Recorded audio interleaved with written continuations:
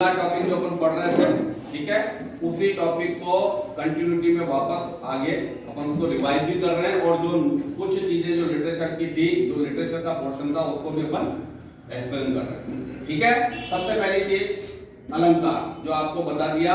अलंकार क्या होते हैं? अलंकार मतलब जिस तरीके से व्यक्ति विशेष हम जो आभूषण को धारण करते हैं, और वो आभूषण किस लिए होते हैं कि हमारे शरीर की शोभा बढ़ाते हैं।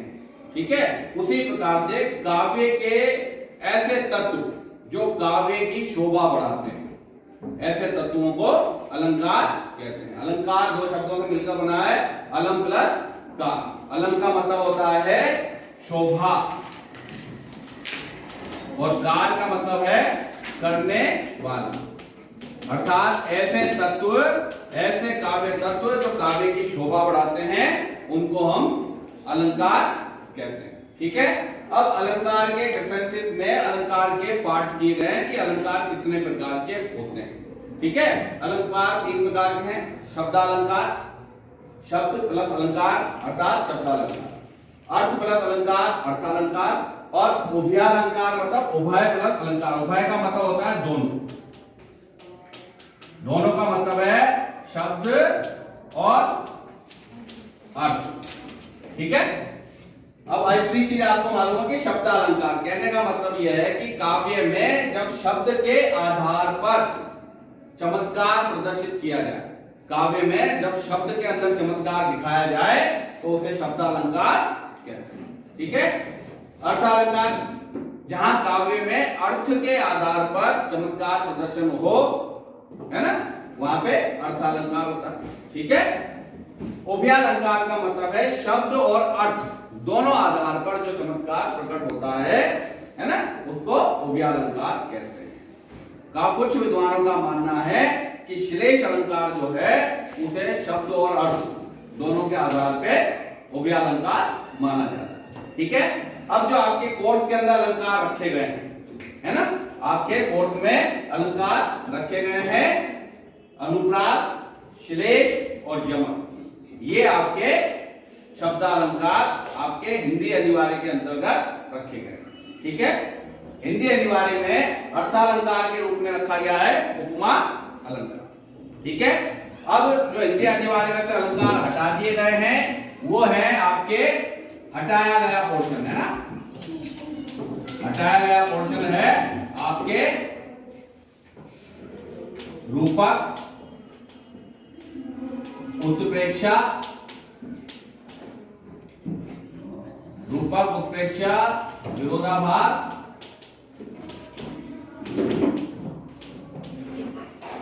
और मानवीकरण। उदाहरण, ठीक है, ये आपके हिंदी अनिवार्य है ना, हिंदी कंपलसरी, कंपलसरी में से ये आपके हटा दिया गया। ये आपके पोर्शन में इस वर्ष के लिए सत्र 2020 और 21 इसके लिए इसको हटा दिया। अगले साल पूरा कोर्स जैसे है वैसा का वैसा ही स्थितियों के आधार पे रहेगा, जो हमेशा रहता है। लिटरेचर में आपके कोर्स में जो रखा गया है अर्थालंकार में से, वो ये चार आपके पांच आपके कोर्स में रख दिए। पहला रखा है न्योक्ति, दूसरा समासोक्ति, तीसरा विभावना, चौथा प्रतीक और पांचवा व्यतिरेक। ये पांच आपके अर्थालंकार हैं और पांचों को आपके कोर्स में लिटरेचर में, हिंदी साहित्य में आपके कोर्स में इस वर्ष के लिए रखा गया है। सत्र 2020 और 21 का जो आपके बोर्ड का एग्जाम होगा उसके लिए इनको आपके कोर्स में रखा गया। अब बात करते हैं शब्दालंकार। शब्द में जहां पर चमत्कार होता है उसको शब्दालंकार कहते हैं। काव्य में जहां कहीं पे भी किसी शब्द के अंदर वैचित्र्य, विशेषता, चमत्कार, है ना, सुंदरता दिखाई जाती है, वहां पर आप शब्दालंकार मान सकते हैं। शब्दालंकार के अंदर सबसे पहला अलंकार जो है वो है अनुप्रास। अनुप्रास का मतलब होता है जहां वर्णों की आवृत्ति हो। आवृत्ति मतलब रिपीटेशन, आवृत्ति मतलब रिपीटेशन। जब वर्णों की आवृत्ति होती है, जब वर्ण एक के बाद क्रम से आते हैं, वहां पर अनुप्रास अलंकार होता है। इसके अंदर एक विशेषता यह कि वर्णों की आवृत्ति का मतलब यह है कि केवल वर्णों को ही देखा जाएगा, स्वरों को नहीं, है ना। स्वरों से उन वर्णों का कोई लेना देना नहीं है, वर्ण की आवृत्ति होनी चाहिए। भयंकर, भारी, ठीक है। अब यहां देखिए आप, हमने कहा कि जहां वर्णों की आवृत्ति हो, यहां वर्णों की आवृत्ति हो रही है। ग वर्ण की आवृत्ति हो रही है, ठीक है। न वर्ण की आवृत्ति हो रही है, भ वर्ण की आवृत्ति हो रही है। तो जहां पे वर्णों की आवृत्ति हो और उसमें चाहे स्वरों की भिन्नता हो, उससे कोई लेना देना नहीं, ठीक है। तो यहां देखिए का आ रहा है या का आ रहा है ना, या भ आ रहा है या भा आ रहा है, यानी कि स्वरों का कोई लेना देना नहीं है। अनुप्रास का मतलब है कि वर्णों की आवृत्ति होना, ठीक है। अब अनुप्रास जो है 5 प्रकार का होता है। अनुप्रास के कितने भेद माने गए हैं? 5 भेद माने गए हैं। उसको देखें आप। पहला है छेकानुप्रास, दूसरा वृत्त्यानुप्रास, तीसरा श्रुत्यानुप्रास, चौथा अंत्यानुप्रास और 5वां लाटानुप्रास। कुछ विद्वानों का मानना है कि लाटानुप्रास भी होता है। इस तरीके से अनुप्रास के 5 भेद होते हैं। इनको आप एक बार देख लेते हैं दोबारा कि छेकानुप्रास, जहां कोई वर्ण कम से कम 2 बार आएगा, वहां पर छेकानुप्रास होगा। जैसे कानन, कठिन, भयंकर, भारी। तो कर्ण वर्ण की आवृत्ति 2 बार, भ वर्ण की आवृत्ति 2 बार। इसी प्रकार से वृत्त्यानुप्रास में चलेंगे। वृत्त्यानुप्रास का मतलब होता है कि जहां कोई वर्ण 2 से अधिक बार आएगा, जहां कोई वर्ण 2 से अधिक बार आएगा, वहां पर वृत्त्यानुप्रास अलंकार होगा, ठीक है। जैसे विरति, विवेक, विमल, विज्ञाना। विरति, विवेक, विमल, विज्ञाना। अब वह वर्ण की आवृत्ति 4 बार हो गई, ठीक है। वह वर्ण की आवृत्ति कितनी बार हो गई? 4 बार हो गई, तो वो वृत्त्यानुप्रास हो गया। श्रुत्यानुप्रास का मतलब होता है कि जहां पर एक ही उच्चारण स्थान के वर्ण एक साथ आ जाएं, जहां पर एक ही उच्चारण स्थान के वर्ण एक साथ आ जाएं। आपको मैंने बताया हुआ है कि हमारे कंठ में 8 उच्चारण स्थान होते हैं, जिससे हमारे मुख से जितने भी वर्ण हैं, चाहे स्वर हैं, चाहे व्यंजन है, वो उच्चारित होते हैं, ठीक है। तो एक ही उच्चारण स्थान के वर्ण एक साथ आ जाएंगे, तो वहां पर श्रुत्यानुप्रास होगा, है ना। अब एक ही उच्चारण स्थान का मतलब यह है कि जैसे क वर्ग है वो कंठ से बोला जाता है, ठीक है ना। च वर्ग जो है वो तालु से बोला जाता है, ठीक है। इसी प्रकार से जितने भी वर्ग हैं, क, च, ट, त और प, ये 5 वर्ग जो हैं 5 भिन्न भिन्न उच्चारण स्थान से बोले जाते हैं, ठीक है। अंतिम प्रत्येक वर्ग का जो अंतिम अक्षर होता है, वो 5 अक्षर जो हैं उनको अनुनासिक वर्ण कहते हैं, ठीक है। तो इस तरीके से मतलब एक ही उच्चारण स्थान के वर्ण जब एक साथ आएंगे, तो उसे हम श्रुत्यानुप्रास अलंकार कहेंगे। जैसे तुलसीदास सीदत निशिदिन देखत तुम्हारी निठुराई। अब आप इसमें देखेंगे कि त वर्ग जो है उसके वर्ण ज्यादा हैं, है ना। ट वर्ग, त, द, न, ये सब आपको बहुत ज्यादा मात्रा में दिख रहे हैं। तो जब एक ही उच्चारण स्थान के वर्ण एक साथ आ जाएंगे, तो उसको अपन क्या कहेंगे? उसको क्या कहेंगे? श्रुत्यानुप्रास, ठीक है। अब अगला आ जाए अंत्यानुप्रास। अंत्यानुप्रास में क्या होता है कि जब काव्य में किसी काव्य पंक्ति के अंतर्गत, अंत्यानुप्रास का मतलब किसी काव्य पंक्ति के अंत में स्वरों की आवृत्ति हो। यहां वर्णों की आवृत्ति नहीं होती, यहां होगी स्वरों की आवृत्ति होगी। ठीक है, तो जहां स्वरों की आवृत्ति होती है किसी भी काव्य पंक्ति के अंत में, किसी भी काव्य पंक्ति के अंत में जहां स्वरों की आवृत्ति होती है उसे अंत्यानुप्रास कहते हैं। ठीक है, जितने भी गीत होते हैं, जितनी भी गजल होती है, जितनी भी आरतियां या चालीसा जो भी है, आप उसमें देखेंगे प्रत्येक पंक्ति के बाद में दूसरी पंक्ति के अंत में काफिया मिलाया जाता है, स्वर को मिलाया जाता है, इसी को अंत्यानुप्रास माना जाता है। ठीक है, इसके बाद में आ जाए लाटानुप्रास। लाटानुप्रास का मतलब है लाट प्लस अनुप्रास। लाट मतलब पंक्ति। अब यहां पर न तो वर्णों की आवृत्ति होगी न स्वरों की आवृत्ति होगी, बल्कि वाक्यांश, पूरे के पूरे वाक्यांश है ना, उसकी आवृत्ति होगी, है ना।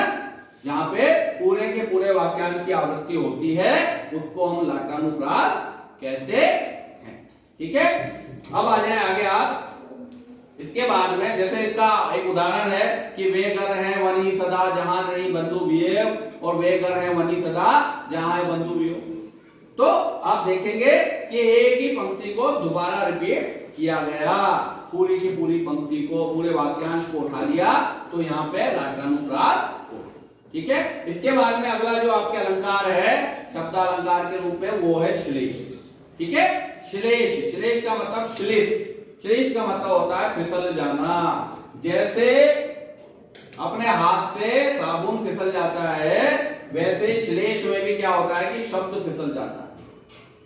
फिसल जाने का मतलब है कि वो अगली बार जो स्थिति में आता है तो भिन्न अर्थ देता है। कहने का मतलब यह है कि जब किसी काव्य पंक्ति में कोई शब्द एक बार आए किंतु उसका अर्थ एक से अधिक बार भिन्न भिन्न स्थितियों में अलग अलग अर्थ निकले, तो वहां पर श्लेष अलंकार हो जाएगा। जैसे उदाहरण के रूप में हम पढ़ते आए हैं कि रहीमन पानी राखिए बिन पानी सब सुन, और पानी गए न उभरे मोती मानस। तो उसमें से आप रहीमन पानी राखिए बिन पानी सब सुन इस पंक्ति को हटा दें, और अगली पंक्ति जो है पानी गए न उभरे मोती मानस चून। ठीक है, पानी गए न उभरे मोती मानस चून। अब देखिए इसमें पानी शब्द एक बार आया। ठीक है, श्लेष अलंकार ये कह रहा है कि शब्द एक बार आएगा किंतु भिन्न भिन्न स्थितियों में वो एक से अधिक अर्थ देगा। तो यहां देखिए आप, पानी शब्द एक बार आया है किंतु इसके तीन अर्थ निकलेंगे, मोती मानस और चून। मोती के संदर्भ में चमक, मानस यानी कि मनुष्य, मनुष्य के संदर्भ में पानी का अर्थ है इज्जत, और चून, चून के संदर्भ में पानी का अर्थ पानी ही है, जल ही है। यानी कि एक ही शब्द है किंतु तीन भिन्न भिन्न स्थितियों में उसके तीन अर्थ निकले। ठीक है, मोती के संदर्भ में चमक, मानस के संदर्भ में जल, और चून के संदर्भ में जल। कहने का मतलब यह है कि रहीमदास जी कह रहे हैं कि यदि मोती की चमक चली जाए, मनुष्य की इज्जत चली जाए, और चून यानी कि आटा, इसके संदर्भ में यदि जल समाप्त हो जाए तो इनकी कोई वैल्यू नहीं रहती। यदि मनुष्य की इज्जत नष्ट हो जाए तो मनुष्य का कोई जीवन से कोई लाभ नहीं है। ठीक है, मोती की चमक चली जाए तो उसको कोई खरीदार नहीं मिलेगा। कहने का मतलब है कि शब्द एक ही बार आया है किंतु भिन्न भिन्न स्थितियों में उसने भिन्न भिन्न अर्थ निकाला, यानी कि एक से अधिक बार उसने अर्थ निकाल दिया, इसलिए श्लेष। श्लेष के दो भाग होते हैं, अभंग श्लेष और सबंग श्लेष। क्लियर। इसके बाद में अगला चलेंगे अपन यमक। यमक अलंकार में क्या होता है कि कोई शब्द जोड़े में आएगा, कोई शब्द जोड़े में आएगा, कोई शब्द कम से कम दो बार आएगा। यमक का मतलब होता है जोड़ा। तो कोई भी शब्द काव्य पंक्ति में कम से कम दो बार आए, और प्रत्येक बार वो क्या करेगा, भिन्न अर्थ देगा। देखो, जहां कोई शब्द दो बार आए, जहां मतलब काव्य में, ठीक है, और प्रत्येक बार अर्थ भिन्न निकले। कोई भी शब्द काव्य में कम से कम दो बार आएगा और प्रत्येक बार वो भिन्न अर्थ देगा। है ना। जैसे कनक कनकते शोभना मादकता अधिकाय, और ई खाए बोराए जग उपाय बोराए। तो यहां आप देखेंगे कि कनक शब्द दो बार आया, ठीक है। कनक कनक कनक शब्द दो बार आ गया, और प्रत्येक बार कनक का अर्थ जो है भिन्न होगा। एक कनक का अर्थ है धतूरा, और दूसरे कनक का अर्थ है स्वर्ण, ठीक है, गोल्ड, सोना, है ना। तो कनक कनकते शोभना मादकता अधिकाय, और ई खाए बोराए जग उपाय बोराए। तो कहने का मतलब है कनक यानी कि धतूरा, और दूसरे कनक का मतलब है स्वर्ण। कनक कनकते शोभना मादकता अधिकाय, अर्थात धतूरे की अपेक्षा स्वर्ण में 100 गुना अधिक नशा होता है। क्यों? क्योंकि ई खाए बोराए, नशा करने के लिए धतूरे को खाना पड़ता है, और उपाय बोराए, और स्वर्ण को तो प्राप्त करते ही आदमी को नशा आ जाता है, अभिमान आ जाता है, अहंकार आ जाता है। तो कहने का मतलब ये कि कनक शब्द जो है दो बार आया है, और प्रत्येक बार उसने भिन्न अर्थ दिया, ठीक है। ये आपके यमक के भी दो भेद होते हैं, सभंग यमक और अभंग यमक, ठीक है। अभंग का मतलब होता है कि शुद्ध शुद्ध यमक जो है उसी को अभंग यमक कहते हैं। श्लेष में भी यही है, शुद्ध श्लेष जो होता है उसी को अभंग श्लेष कहते हैं। सभंग का मतलब जब शब्द को तोड़ करके दो अर्थ निकाले जाएंगे तब वो सभंग हो जाएगा, ठीक है। अब आ जाए आप अर्थालंकार में। अर्थालंकार के अंतर्गत आप देखेंगे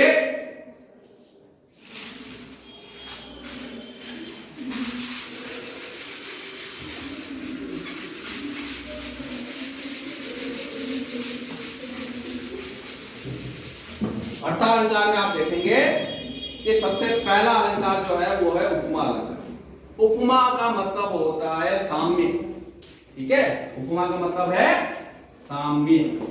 साम्य मतलब समानता, मतलब तुलना, ठीक है। ये सब आप देखेंगे ये उपमा के अर्थ के रूप में आते हैं, ठीक है। उपमा मतलब तुलना। तुलना यानी कि समानता, और समानता कहां करते हैं? समानता जब दो व्यक्तियों में, दो पदार्थों में, ठीक है, प्रस्तुत और अप्रस्तुत, उपमेय और उपमान, ऐसी स्थितियां बनती हैं, है ना। जो चीज हमारे सामने है और जो चीज सामने नहीं है उनमें ही तुलना की जाती है। और तुलना करने का क्या कारण होता है? कोई ना कोई समान गुण, समान धर्म होगा, ठीक है, या कोई अच्छी चीज होगी या कोई बुरी चीज होगी, तभी दो पदार्थों में तुलना होगी। तुलना इसी आधार पे होती है, ठीक है। घर में भी आप देखते हैं अपने माँ बाप अपने सब अपनी तुलना करते हैं, आस पड़ोस के बच्चों से करते हैं, समाज के लोगों से करते हैं ना। तो तुलना, ठीक है, जो तुलना हो रही है, जो समानता हो रही है, वही उपमा है। उपमा का मतलब यह है कि जहां दो पदार्थों में समान गुण के आधार पर तुलना हो। अभी दो पदार्थ का मतलब है दो भिन्न पदार्थ, दो पदार्थ का मतलब दो भिन्न पदार्थ। अब ये भिन्न पदार्थ कौन से हैं? आप देखिए, भिन्न पदार्थ है प्रस्तुत और अप्रस्तुत, ठीक है। या इसको आप यूं कह लें कि उपमेय और उपमान, ठीक है। प्रस्तुत और अप्रस्तुत। प्रस्तुत का मतलब जो हमारे सामने है वो प्रस्तुत है, और अप्रस्तुत का मतलब जो हमसे परे है वो अप्रस्तुत है, ठीक है ना।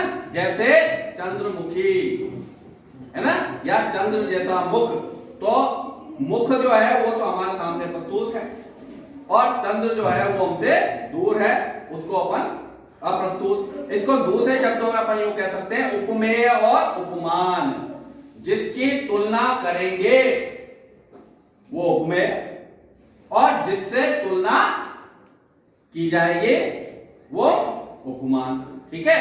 तो उपमा अलंकार का मतलब है कि जहां दो भिन्न पदार्थों में किसी समान धर्म के कारण तुलना की जाती है वहां पर उपमा अलंकार होता है, ठीक है, वहां पर उपमा अलंकार होता है। अब उपमा के अंग होते हैं, उपमा के कितने अंग होते हैं? 4 अंग, उपमा के अंग। ठीक है, पहला है उपमेय, दूसरा उपमान, तीसरा समान धर्म,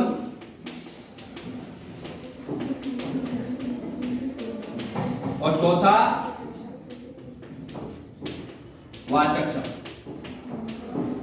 उपमेय मतलब जिसकी तुलना की जाएगी, जिसकी तुलना की जाती है उसको उपमेय कहते हैं। उपमान जिससे तुलना की जाएगी। ठीक है, जैसे मैंने बताया था आपको एक उदाहरण के अंतर्गत, उपमेय हो गया मुख, ठीक है, उपमान हो गया चंद्र, है ना। समान धर्म का मतलब होता है कोई भी गुण, है ना, कोई भी विशेषता, कोई भी जैसे शौर्य, वीरता, सुंदरता, कोमलता, है ना, और किसी किसी में दोष भी होते हैं तो उन दोषों की वजह से भी तुलना हो जाती है, उनको अपन समान धर्म में मानते हैं। ठीक है, तो समान धर्म का मतलब शौर्य आदि जो गुण होते हैं वो। ठीक है, और वाचक शब्द ऐसे शब्द जिनको देखने से पता चलेगा कि इनमें तुलना हो रही है। अब वो ऐसे शब्द कौन से हैं? सम, समान, सदृश, सरिस, तुल्य, जिमी, सा, से, सी और सरिस।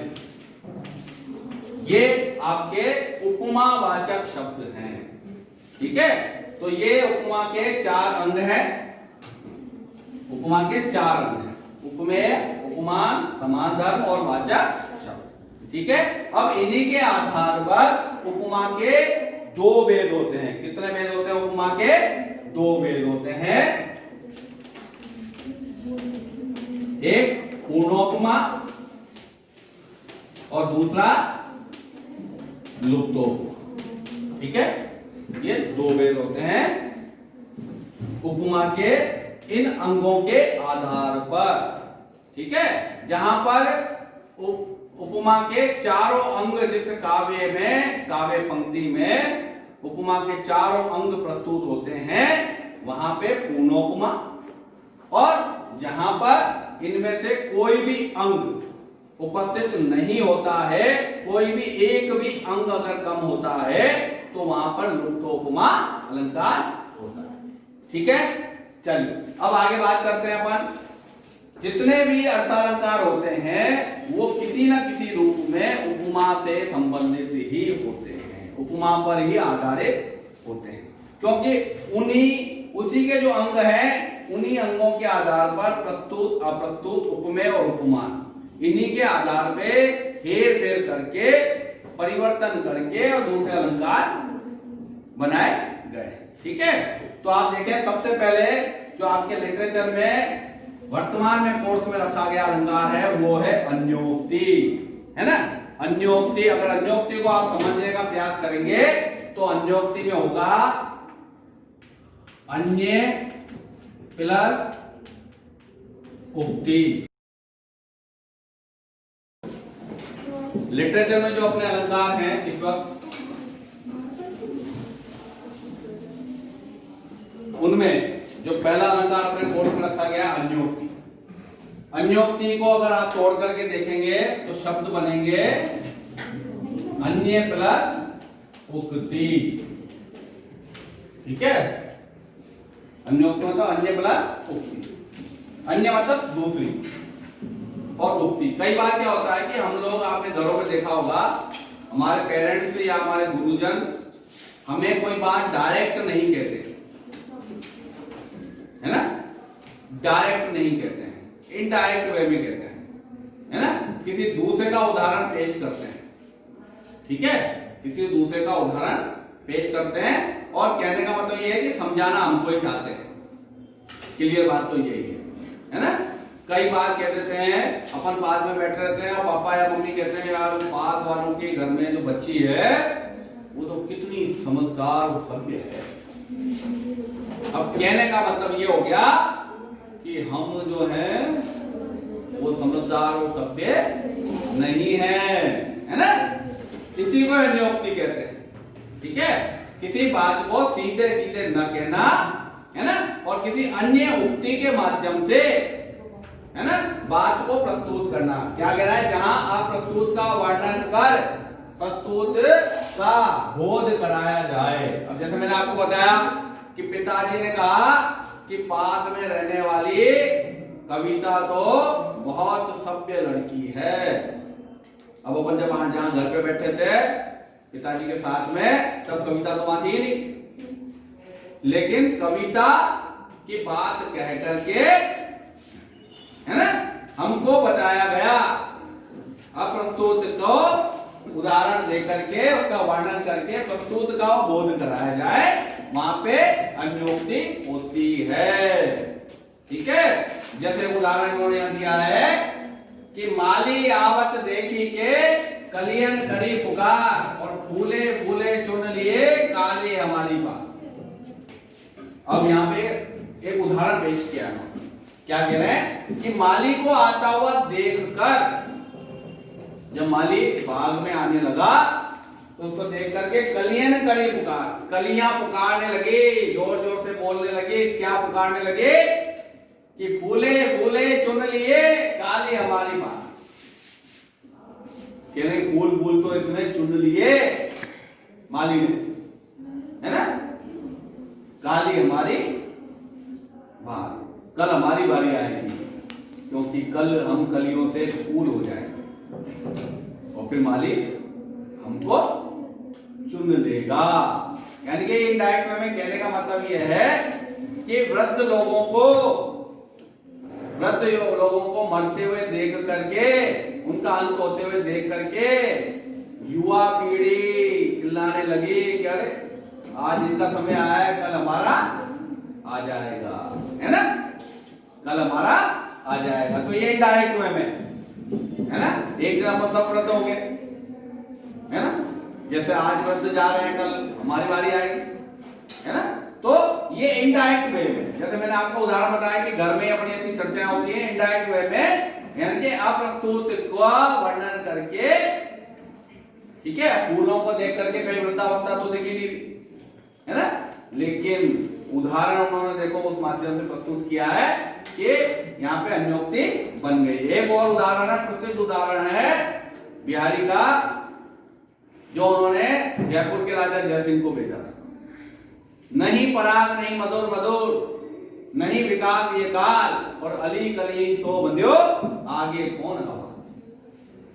अब हुआ ये था कि उस समय राजा जयसिंह जो थे उनका नवविवाह हुआ था, और नवविवाह होने के बाद में उनका जो विवाह हुआ था वो छोटी सी अवस्था की लड़की के साथ हो गया था, और वो अपने परिवार में रहने लगे और कामकाज को भूल गए, राजपाट को भूल गए। तो उसमें ये हुआ कि उस समय दुश्मन राजा जो थे वो हमले की तैयारी तक आ गए थे। अब बहुत सारे मंत्री राजा के पास गए, पर राजा सुनने को तैयार ही नहीं, राजा तो राजमहल से बाहर ही नहीं गए। फिर बिहारी को बुलाया गया, उनको बताया गया कि ये बात है। तो बिहारी ने ये पंक्तियां लिख करके भेजी थी कि नहीं पराग नहीं मधुर मधुर, नहीं विकास ये काल, और अली कली सो बंध्यो आगे कौन हवा। अली यानी कि भंवरा, भंवरा जो है कली पर ही मोहित हो गया है, कली से ही बंध गया है, तो आगे क्या होगा। जबकि भंवरा किसके ऊपर मंडराता है, पुष्प के ऊपर। तो इनडायरेक्ट में उसने भंवरे और कली का उदाहरण देकर के राजा को बताया कि अरे राजा आपके कर्तव्य हैं उनको पूरा करें। तो कहने का मतलब जब आप प्रस्तुत का वर्णन करके, है ना, प्रस्तुत का बोध कराया जाता है तो वहां क्या होता है, अन्योक्ति, ठीक है। इसके बाद में अगला आपका कोर्स में अलंकार है, वो है समासोक्ति। समासोक्ति का मतलब देखो, समासोक्ति को अगर आप तोड़ करके देखेंगे तो समास प्लस उक्ति। समास का मतलब होता है संक्षिप्त, समास का मतलब होता है संक्षिप्त, है ना, जहां दो या दो से अधिक शब्दों को मिला करके, है ना, मिला करके नया शब्द बना लेते हैं, यानी कि संक्षिप्त कर देते हैं ना। तो संक्षिप्त उक्ति, जहां संक्षिप्त उक्ति के द्वारा प्रस्तुत और अप्रस्तुत का बोध हो। यहाँ पे बहुत छोटी सी उक्ति कह करके और प्रस्तुत और अप्रस्तुत यानी कि उपमेय और उपमान दोनों का बोध करा दिया जाए, वहां पे समासोक्ति। जैसे क्या कह रहा है कि सिंधु सेज पर धरा वधो अब तनिक संकुचित बैठी। अब धरा यानी कि पृथ्वी, धरा यानी कि पृथ्वी, और वधु यानी कि नायिका। अब देखिए एक ही पंक्ति के अंतर्गत उसने पृथ्वी और नायिका, एक ही दो शब्दों को जोड़ करके उसने संक्षेप में नायिका और पृथ्वी दोनों को हमारे सामने प्रस्तुत कर दिया, दोनों का बोध करा दिया। धरा वधु, धरा यानी कि पृथ्वी और वधु यानी कि जो नवविवाहित स्त्री होती है उसको कहते हैं वधु। तो नायिका और पृथ्वी दोनों को संक्षेप में एक साथ उनका बोध कराया, इसीलिए यहाँ पर समासोक्ति है। क्योंकि समासोक्ति क्या कह रहा है कि जहां संक्षिप्त में संक्षिप्त उक्ति के द्वारा प्रस्तुत और अप्रस्तुत है ना, ठीक है, उपमेय और उपमान दोनों का बोध करा दिया जाए, वहां पे समास हो। ठीक है, इसके बाद में अगला है आपका विभावना अलंकार। विभावना का मतलब होता है कि जहां बिना कारण के कार्य का वर्णन हो, बिना कारण, कारण नहीं है तो भी कार्य हो गया। ठीक है, इसी का जस्ट अपोजिट अलंकार होता है विशेषोक्ति। इसका जस्ट अपोजिट होता है विशेषोक्ति, जो इस वर्ष आपके कोर्स में नहीं है। ठीक है, विभावना में क्या होता है कि कारण नहीं होगा तो भी कार्य हो जाएगा, और विशेषोक्ति में क्या होता है कि कारण होते हुए भी कार्य नहीं होगा। ठीक है, यहां तो क्या कह रहे हैं विभावना में कि जहां बिना कारण के कार्य का वर्णन हो, कारण नहीं है फिर भी कार्य हो गया। मान लो तुमने 12वीं की परीक्षा ही नहीं दी और तुम्हारे पास 12वीं पास होने का सर्टिफिकेट आ गया, तो बिना कारण के कार्य हो गया है? कारण तो था ही नहीं, लेकिन हो गया, मान लो, है ना। ये तो मैं आपको अब एक उदाहरण जब आप देखेंगे तो आपको पूरी बात क्लियर हो जाएगी यार क्या है कि बिना कारण के कार्य कैसे हो सकता है। देखिए विभावना का उदाहरण देखें, बिनु पद चले सुने बिन काना, बिना पद के, बिना पैर के चलता है और सुने बिन काना, और बिना कानों के सुनता है कोई ऐसा? सांप, सांप के पेड़ नहीं होते हैं लेकिन चलता है ना। सांप के कान नहीं होते हैं लेकिन सुनता है। तो बिनु पद चले सुने बिन काना, बिना पैर के चलता है और बिना कानों के सुनता है, यानी कि कारण नहीं है। चलने के लिए पैर चाहिए अपन को, सुनने के लिए कान चाहिए, लेकिन न तो पैर है और न ही कान है, फिर भी वो चलता है और सुनता है। तो कहने का मतलब कारण नहीं था फिर भी कार्य हो रहा है। इसीलिए ये विभावना अलंकार का उदाहरण है, जहां बिना कारण के कार्य का वर्णन हो वहां पर विभावना अलंकार होगा। ठीक है, अगला जो है प्रतीप अलंकार, जो आपके कोर्स में है, क्या कह रहा है कि उपमान का उपमेय के रूप में या उपमान के हीनत्व वर्णन करने पर। देखो अपन वर्णन करते हैं, जैसे मैंने आपको बताया था कि चंद्र जैसा मुख, तो मुख की तुलना किससे की? चंद्रमा से, यानी कि मुख जो है वो उपमेय है, और मुख से श्रेष्ठ कौन है? चंद्रमा है। एक में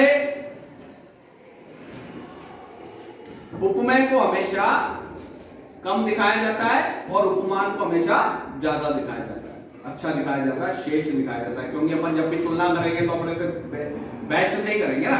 तो उपमेय को हमेशा निम्न और उपमान को हमेशा उच्च दिखाया जाता है ना। लेकिन इसमें क्या होता है, प्रतीक में उपमान को उपमेय के रूप में मान लेते हैं, या फिर उपमान को हीनत्व करने वर्णन करने पर, यानी कि उपमान को उपमेय से नीचा बताया जाता है। ठीक है, उपमान को उपमेय से निम्न बताया जाता है, वहां पे प्रतीक अलंकार होता है। जैसे उदाहरण देखें कि सिय मुख समता पाव किमी चंद्र बापुरो रंग।